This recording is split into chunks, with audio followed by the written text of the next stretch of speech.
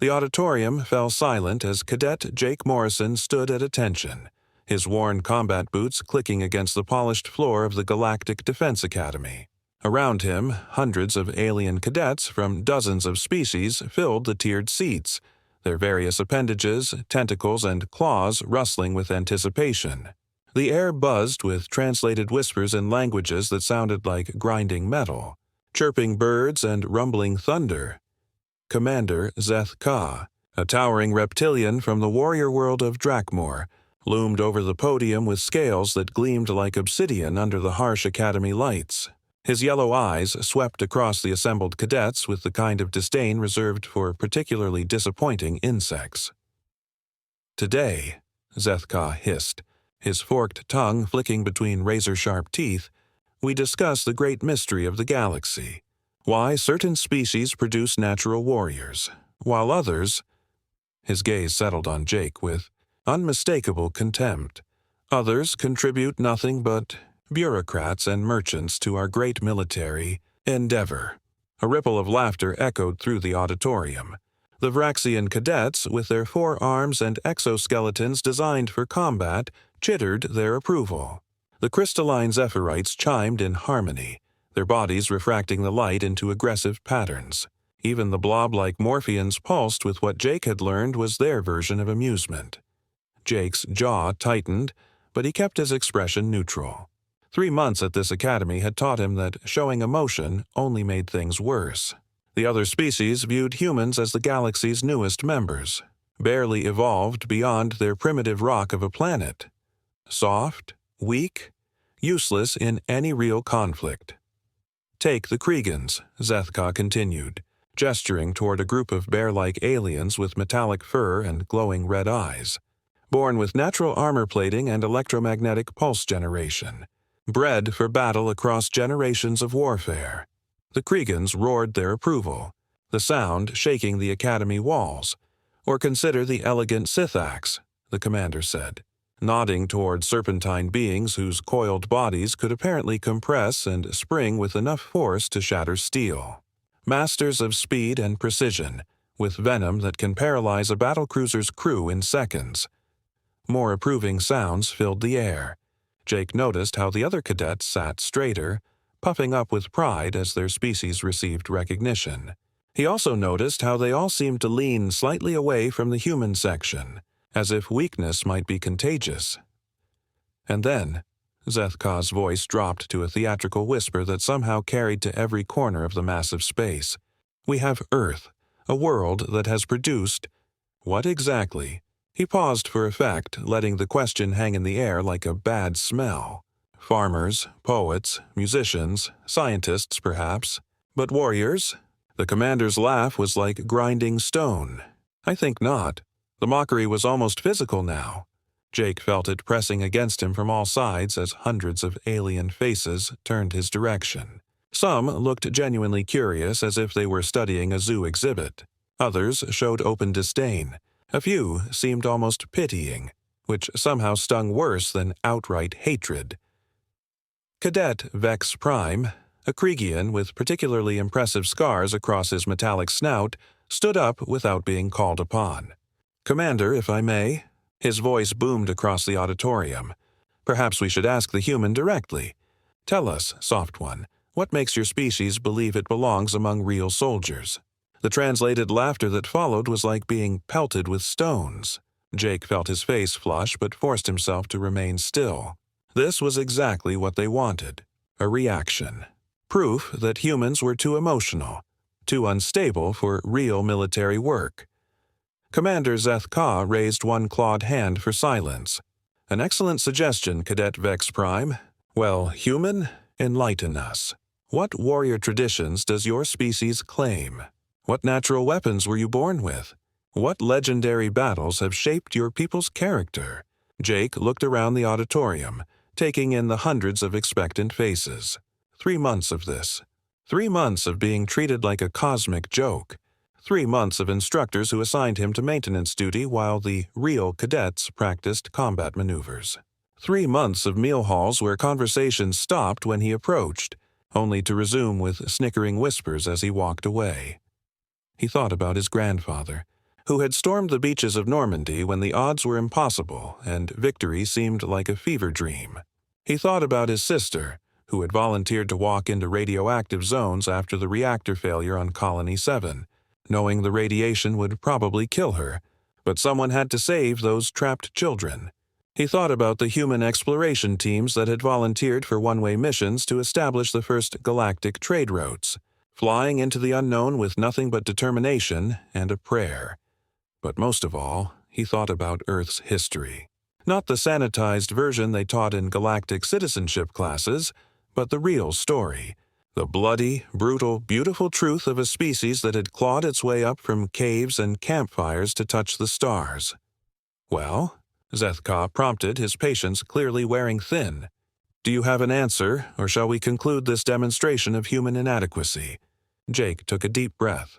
When he spoke, his voice was calm, almost conversational. "You want to know about human warriors, Commander? If such creatures exist, yes, they do." Jake's lips curved into something that wasn't quite a smile. "But here's the thing you need to understand about my species. We don't look like warriors. We don't have natural armor or venomous fangs or electromagnetic pulses. We're not bigger than our enemies or faster or stronger." He paused, letting his words sink in. "We're something much worse." The auditorium had gone completely quiet now. Even the background hum of the Academy's life support systems seemed muted. "We're survivors," Jake continued, his voice carrying easily through the silence. "Do you know what that means? It means we're the species that looked at saber-toothed tigers and thought, 'I bet I can kill that with a pointy stick.' It means we're the ones who got dropped on a planet where everything was trying to eat us. Poison us, freeze us, burn us, or crush us, and we said, 'This looks like home.'" A few of the alien cadets shifted uncomfortably. Jake pressed on. "You want to talk about warrior traditions? Let me tell you about a place called Thermopylae, where 300 humans held off an army of hundreds of thousands. Not because they had superior weapons or natural advantages. They held that pass because they decided that ground was worth dying for, and death was preferable to retreat." Jake's voice was gaining strength now, fed by months of suppressed anger and a lifetime of knowing exactly what his species was capable of. Or maybe you'd prefer to hear about the Alamo, where a handful of humans held a crumbling fortress against impossible odds, buying time they knew they'd never live to see used. Or Stalingrad, where humans fought for every street, every building, every room, eating leather and tree bark rather than surrender their city. Commander Zeth-Ka was no longer smiling. The mockery in his yellow eyes had been replaced by something harder to read. "You see," Jake said, his voice dropping back to that same conversational tone, "you've all made the same mistake. You think warriors are born? You think it's about claws and fangs and armor plating? But human warriors aren't born. They're made. They're forged in the kind of crucible that turns ordinary people into something that makes gods take notice." The silence stretched on. Jake could hear his own heartbeat in his ears. Every human who's ever lived is descended from survivors of ice ages. Plagues, famines, wars, and disasters that would have wiped out weaker species entirely. We're not just warriors, Commander. We're the children of warriors.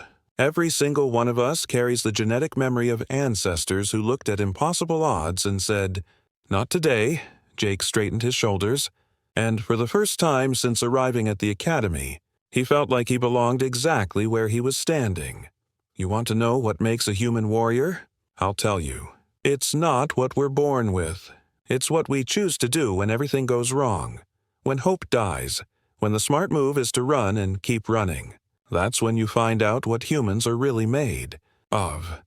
The auditorium was so quiet now that Jake could hear the barely perceptible hum of the translation devices working overtime to convert his words into hundreds of different languages. "So, no, Commander," Jake said finally, meeting Zeth-Ka's gaze without flinching. "Earth doesn't breed warriors. Earth breeds something much more dangerous." He paused, letting the moment until it snapped like a rubber band. "Earth breeds humans, and when push comes to shove, when the chips are down and the galaxy's back is against the wall, you're going to be very grateful we're on your side." The silence that followed wasn't mockery anymore. It was something else entirely. Something that tasted like respect, grudging and surprised, but real nonetheless. Commander Zeth-Ka stared at Jake for a long moment, his reptilian features unreadable. Then, slowly, he nodded. "Interesting perspective, Cadet Morrison," he said quietly. "Perhaps we'll have the opportunity to test your theory." As if summoned by his words, alarms began blaring throughout the academy. Red lights flashed in the universal pattern that meant one thing across all species and cultures: incoming attack. Jake felt his pulse quicken, but not with fear, with anticipation. Finally, a chance to show these aliens exactly what a human could do when cornered. The real demonstration was about to begin. The academy shuddered under the first wave of enemy fire. Jake grabbed his gear as chaos erupted around him. The other cadets, so confident moments before, now scrambled like startled prey animals. Their natural weapons and evolutionary advantages meant nothing when fear took hold. "All cadets to defensive positions." Commander Zeth-Ka's voice boomed over the intercom system. "This is not a drill. Hostile forces have breached our outer perimeter." Jake moved with calm efficiency while panic consumed the auditorium. He'd been through emergency drills on Earth where failure meant actual death, not just bad grades. The Kriegian cadets were roaring in confusion, their electromagnetic pulses firing randomly and shorting out nearby equipment. The crystalline Zephyrite had locked up completely, their bodies refracting light in chaotic patterns that spoke of pure terror. "Morrison!" Cadet Vex Prime's metallic voice cut through the noise. The big Kriegian was struggling with his combat harness, his 4 arms tangling in the straps. "How are you so calm?" Jake didn't slow down as he checked his weapon systems. "Practice," he said simply, then added with dark humor, "plus I'm too stupid to know when I should be scared." The Academy's defensive grid lit up the night sky outside the massive windows. Enemy ships swooped and dove like mechanical vultures, their weapons painting deadly light across the Academy's shields. Jake recognized the design: hegemony raiders, the galaxy's most feared pirates. They struck fast, took what they wanted, and left nothing but debris and bodies behind. "Cadet Morrison, report to Command Center Alpha." The intercom crackled. Jake's eyebrows rose. Command Center? That was where the real decisions got made, not a place for the Academy's token human. He found Commander Zeth-Ka surrounded by holographic displays showing the battle in real time. The hegemony fleet was smaller than expected, but its ships moved with deadly precision. They'd already taken out 2 of the Academy's orbital defense platforms. "You wanted to see me, sir?" Zeth-Ka turned, his yellow eyes reflecting the glow of tactical displays. "Your speech was quite inspiring, Cadet. Now I need to know if you were telling the truth, or if humans are just good at making speeches. What did you have in mind?" The commander gestured to the tactical display. "Our defense grid is failing. Standard protocol calls for evacuation to the inner bunkers while we wait for fleet reinforcements. However," he paused, his claws clicking against the display controls, "our intelligence suggests the hegemony is after our quantum research facility. If they capture that technology—" Jake studied the display, his mind automatically calculating angles of attack, defensive positions, and probable enemy tactics. It was a skill he'd learned growing up on the rough side of New Detroit, where gang wars were fought with military precision and the wrong move meant a shallow grave. "How long until reinforcements arrive?" he asked. 6 hours, minimum. "And how long can the bunkers hold?" Zeth-Ka's silence was answer enough. Jake nodded slowly, pieces of a plan forming in his mind. It was crazy. Suicidal, probably.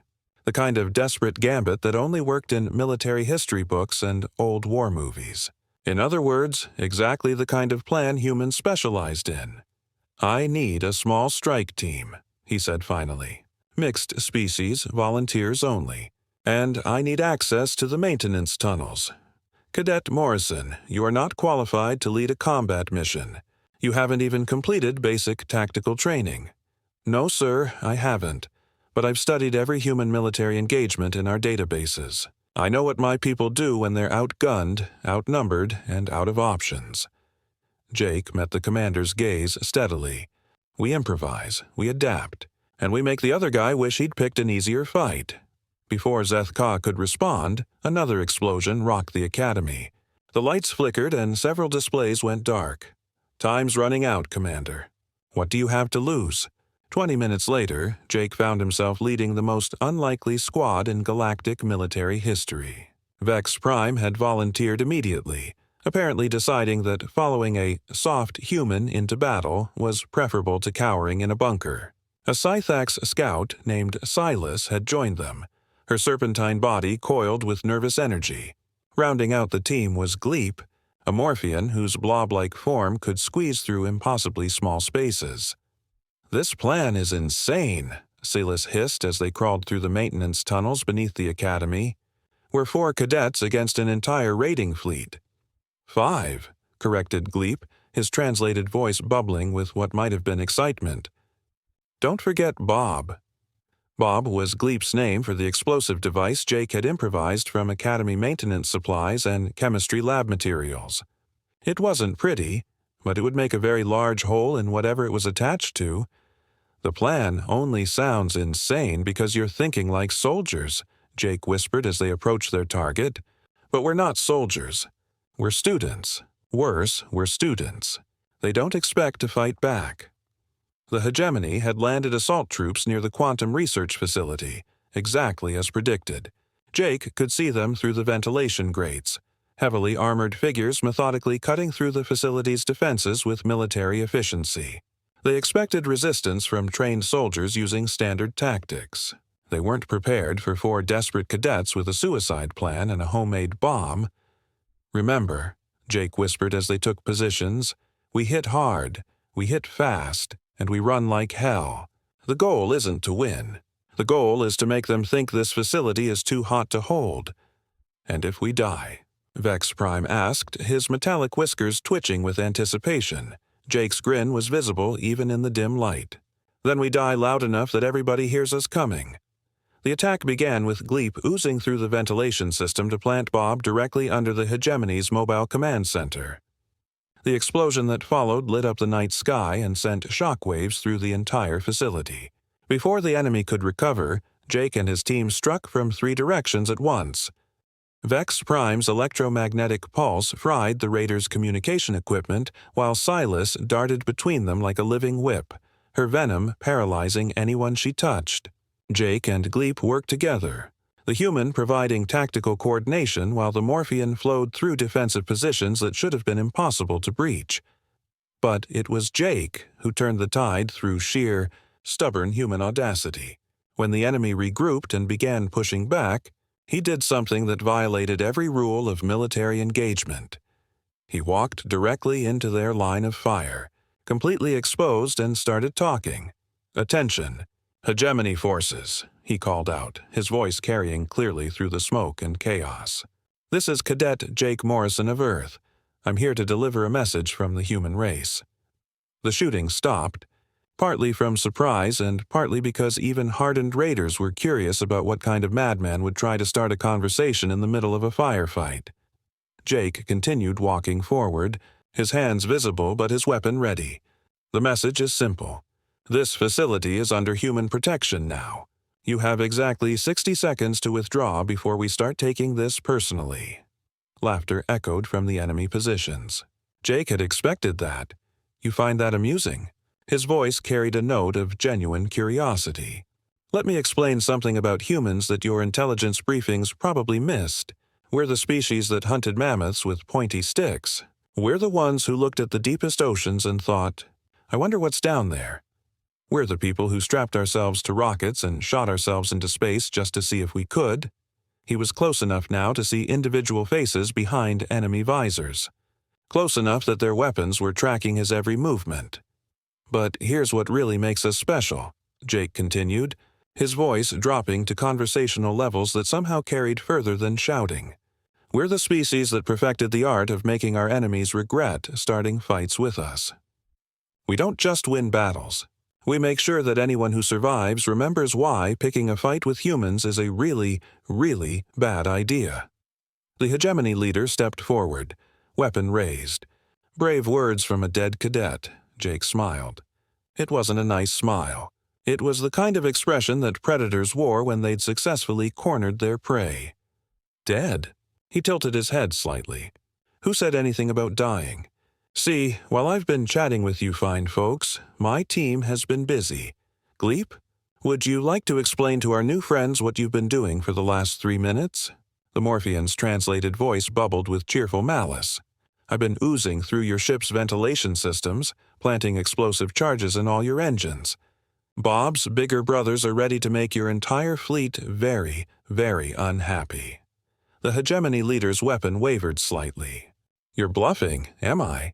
Jake pulled out a small detonator, holding it where everyone could see. Here's the thing about humans. We're really, really good at bluffing.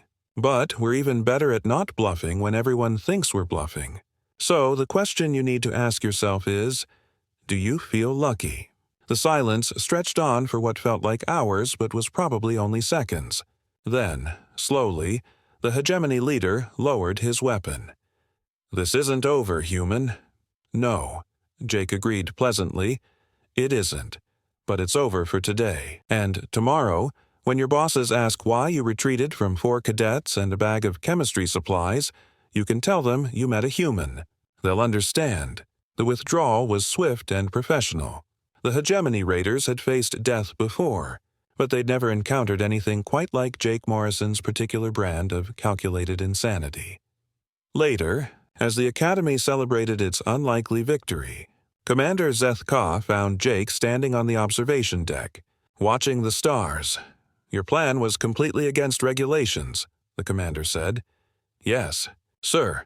It violated every principle of military engagement. Yes, sir.